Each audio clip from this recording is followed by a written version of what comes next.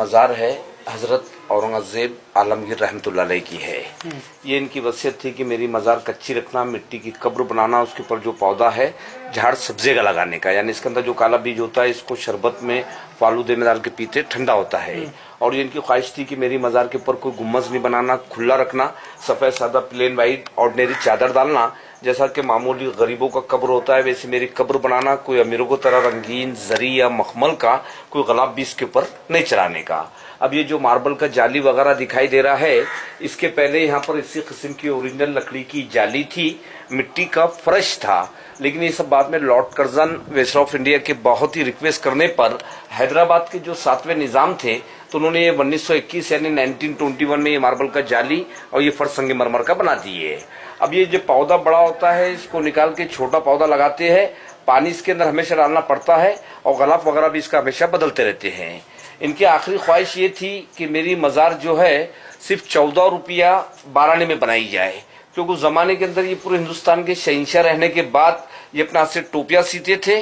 कुरान शरीफ की नकल करते थे ये। तो उस जमाने में कुरान शरीफ की लिखाई का इनके पास 350 रुपया बैलेंस था, लेकिन इन्होंने कहा था कि वो 350 रुपये भी मेरी मज़ार में नहीं लगाना, क्योंकि हो सकता है कि भाई मैं भी एक इंसान हूँ, मुझसे कुरान शरीफ लिखने में अगर कुछ भी ज़ेर या ज़बर में गलती हुआ होगा तो उसका जवाब अल्लाह तबारक ताला के पास देना पड़ेगा। इसलिए सब पैसा उन्होंने गरीबों में और फ़कीरों में तकसीम कर दिए थे। और जो टोपी सिलाई का 14 रुपया 12 आना इनके पास बैलेंस था, तो उन्होंने अपने बड़े फर्जन को बुला के ये वसीयत किए थे कि चाहे मेरी मज़ार कैसी भी बने उसी पैसे में मेरी मज़ार बनाना, कोई हुकूमत का पैसे इसके अंदर नहीं लगाने का।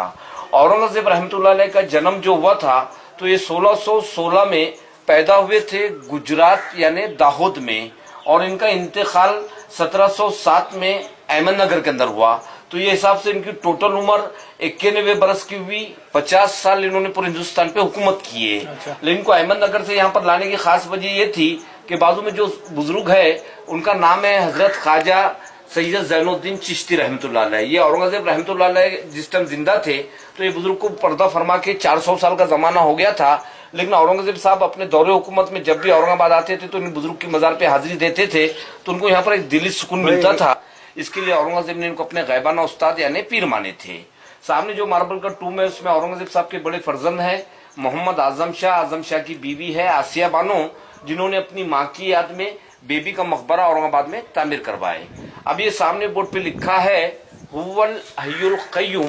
अरबी लफ्ज है, इसका मीनिंग ये होता है कि रहने वाली जात सिर्फ अल्लाह पाक की है, उसके सिवाय कोई भी जिंदा नहीं रहेगा, सबको एक दिन फना होना है। उसके नीचे औरंगज़ेब रहमतुल्लाह अलैह का असली नाम है अबुल मुज़फ़्फ़र मोहियुद्दीन मोहम्मद, लेकिन जब ये तख्त पे बैठे तो उनको खिताबत दिए गए थे औरंगज़ेब बहादुर आलमगीर बादशाह।